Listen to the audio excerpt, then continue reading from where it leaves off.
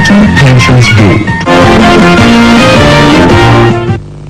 Radio Nigeria, uplifting the people and uniting the nation. Thanks for staying with us. As we told you earlier, over 5,000 security operators have been deployed to different locations across Nasarawa State ahead of the official visit of President Bola Ahmed Tinubu to the state today. Correspondent Kamidika reports that the president is expected to inaugurate the newly constructed state secretariat and over 16 billion naira underpass and fly over, among other projects, in Lafia, the state capital.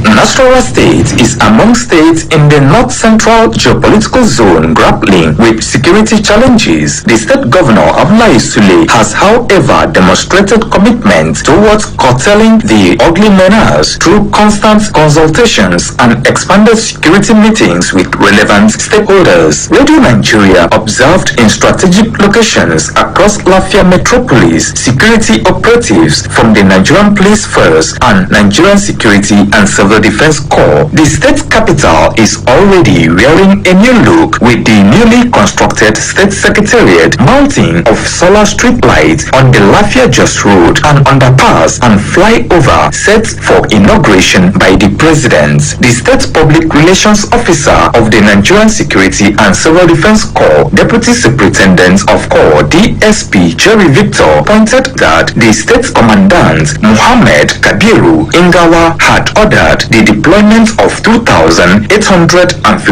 personnel to ensure maximum security and orderliness before, during and after the state visit by the president. We are fully prepared to provide a safe and secure atmosphere during president's visit. DSP Victor Jerry explained that among the officers drawn from various tactical units of the Corps include the Counter-Terrorism Unit, Special Female Squad, Rapid Response Squad, Intelligence and Surveillance Unit, and the Disaster Management Unit. The State Commissioner of Police, CP Shetima Jairo Mohammed, also pointed out that undercover and other tactical police operatives have been deployed as part of security measures to maintain law and order. We have deployed adequate deployment at the airport. From the airport, we go to commission the flyover. The State Commissioner of Police advised parents and guardians to caution their children and wards against unlawful acts, as the police command will not tolerate any act of lawlessness. In Lafia, Kalu Idika, Radio Nigeria. President Bola Tinubu has pledged to replicate the Federal Capital Territory infrastructural development in other parts of the country to unlock economic potential. He made the commitment when he inaugurated the newly constructed 16-kilometer Iduzuba, also known as Right-Hand Service Carriageway of the Inner Northern Expressway from Ring Road 3 to Outer Northern Expressway in Abuja. The president, represented by the Deputy President of the Senate, Senator Barrow Jibril, said it became necessary for the continuous expansion and maintenance of critical routes as traffic volume was increasing in the FCT. It has become imperative to continue the expansion and maintenance of critical routes. This will not only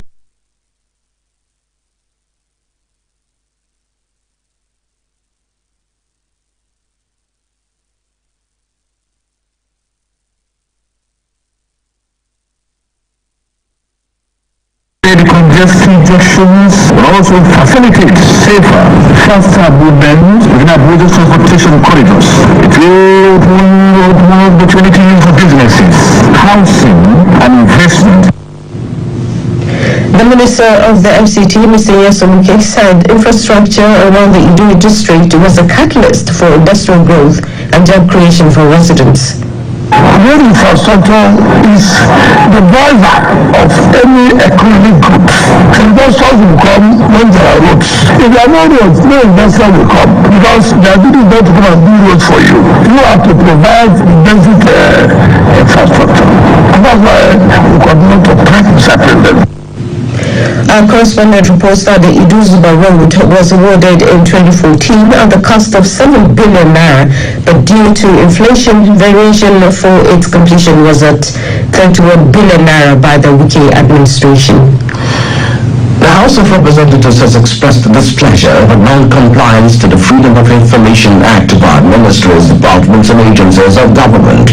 The Speaker, House of Representatives Dr. Abbas Tajuddin, name as its FY Strategic Stakeholders Training Workshop in Abuja. National Assembly correspondent Tani Musani reports that the Speaker also revealed that henceforth complying with the FY Act may be a basic condition for the consideration of budget of MDAs.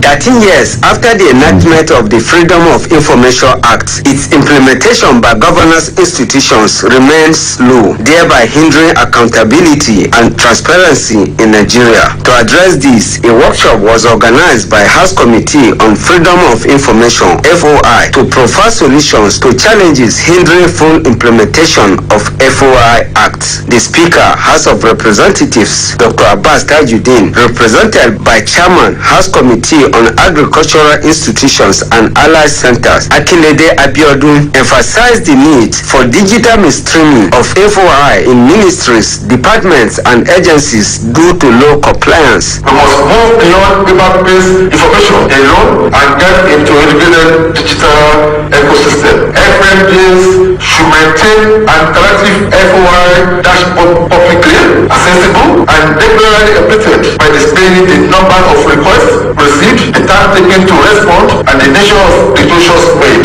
The Attorney General of the Federation and Minister of Justice, Lateef Fagbemi, represented by Maria Obafemi, highlighted the ministry's partnership with stakeholders to empower citizens through FOI. When citizens are empowered with knowledge, they become partners in governance. When budgets are laid bare and decisions are debated openly, trust takes root, democracy deepens. We must all note that transparency is not merely a virtue, it is a necessity. The Chairman, House Committee on Freedom of Information, Yusuf Miga, while emphasizing on the significance of information to any governance process, stressed that FOI should be seen as a commitment to deepening democracy, not just a political promise. As we engage in discussion, I encourage each of you to share your insights and experiences. Your voice are crucial in shaping a more transparent and accountable society. Other stakeholders noted that despite implementation challenges, the FOI Act has made governance more accessible to the people since its enactment in 2011. In Abuja, Teni Musaliu, Radio Nigeria. The Senate has approved the extension of the capital component of 2024 Appropriation Act from June to December 2025. This followed a bill on the need to amend the 2024 Appropriation Act by Senator Solomon Olamileko Ogun West. Zacchaeus Babalola reports from the Red Chamber. Chairman Senate Committee on Appropriations, Senator Solomon Olamileko, representing Ogun West Senatorial District, said the need for the amendment was crucial to complete all ongoing projects for the benefit of Nigerians. The Appropriation Act of 2024 will come to an end by June this year, and due to some projects which are yet to be funded and implemented, we find it very important to come before these annual chambers that this budget be extended by further 6 months, that is to end on 31st December 2025.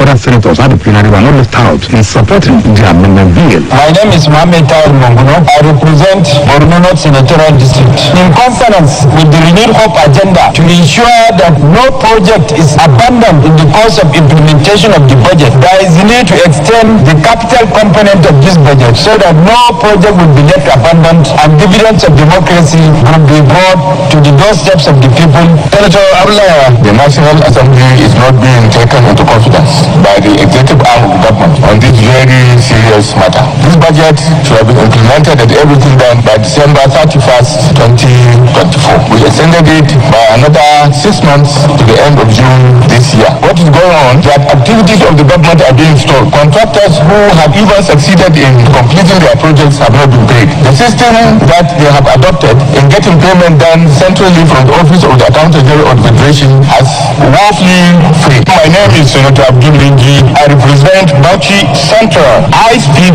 for this bill to be extended out of the period decided by this House. The Deputy Senate President, Barau Jubrin, who presided over the plenary, said the amendment was in line with the Constitution of the Federal Republic of Nigeria. A bill for to amend the 2024 Appropriation Act to further extend the capital component of the Act from 30th June 2023 to 31st December 2025 and for other related matters 2025 is already been taken. A bill for an act to amend the Nigerian Police Trust Fund Act number 6 of 2019 to increase the duration of the trust fund from 6 to 12 years for continued training, provision of security equipment and limited facilities, enhance the skills of the personnel of the Nigerian police, and for the relevant matter passed through second reading, sponsored by Senator Bamidele, Ekiti Central. Also, a bill for an act to amend the Agricultural Research Council of Nigeria Act and for the related matter 2025 passed second reading, also sponsored by Senator Bamidele, Ekiti Central. The Senator representing Borno North, Senator Mahmoud Mangunum, commended the troops of Operation Adinkai of the Nigerian Armed Forces in the fight against terrorism attacks in Buratai and Malam Faturi local government area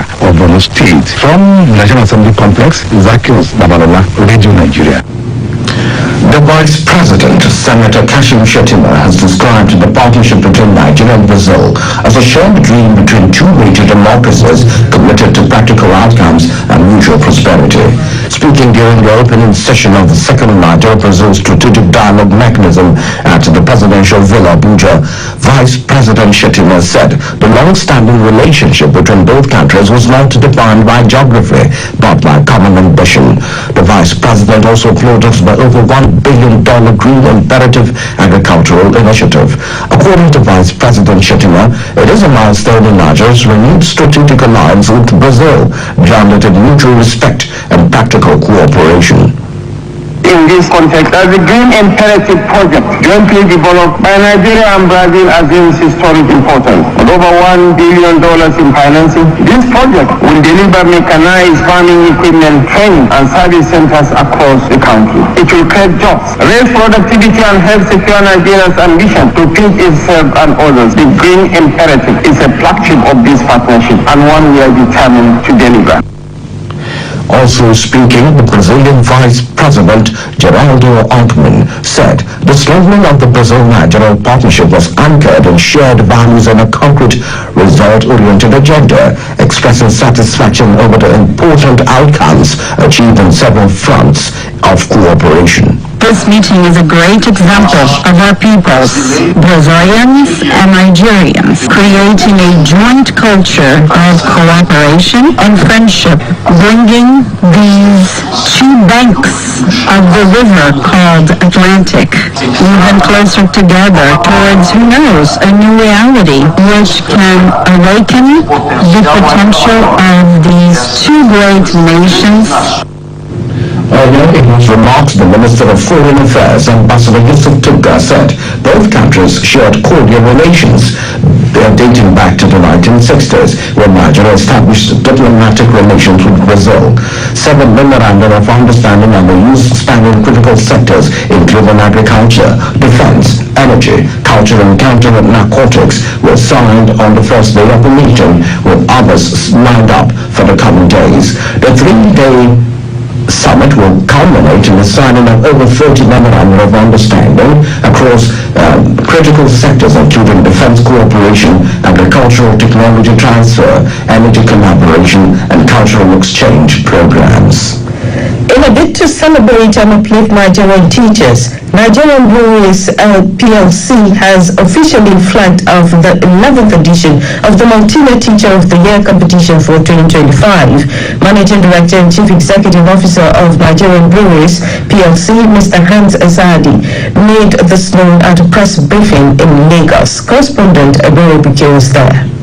Mr. Esadi said the initiative aims to recognize and reward men and women who devote their lives to shaping future generations through teaching. Emphasized the growing impact of the competition, evidence in the increasing number of entries, growing support from partners, and expanding government engagement. Mr. Esadi, who was represented by the Corporate Affairs Director of Nigerian Brewery PLC, Mr. Ozodinma Odenibu, noted that so far 278 teachers have been celebrated across various levels, with 10 national winners emerging since the inception of the award over a decade. We're going to use this year as a big opportunity to do things, to celebrate and recognize our teachers like we've done over the years, but at the same time we're also having partners who are coming on board and really helping us to ensure that we end up with a larger than life initiative and indeed celebrate our teachers. We will go ahead to conduct an impact assessment to have a way to sit back, reflect on our journey in the last decade. Through the Martina Teachers of the Year platform, Nigerian Breweries PLC has not only celebrated teachers but also delivered 9 major school infrastructure projects nationwide and sponsored 2 cohorts of winners to world-class training program at the University of Manchester, UK and Tampere University, Finland. The marketing director of Nigerian Breweries PLC, Mrs. Sarah Aga, described teachers as quiet heroes who selflessly mold young minds. Mrs. Aga, who stated that the initiative is more than a corporate social responsibility (CRS) program, noted that it is a heartfelt tribute to those who play a crucial role in national development. Mrs. Aga highlighted how the program continues to bring pride to teachers and inspire positive change in schools and communities across the country. Teachers play a fundamental role in nourishing the minds and hearts of our children, and that's why we will continue to support this program for many, many years to come. Everybody has a collective and joint responsibility to make sure this program continues from one level to the next level. We have your support to continue to do so. Corporate Affairs Director, Mr.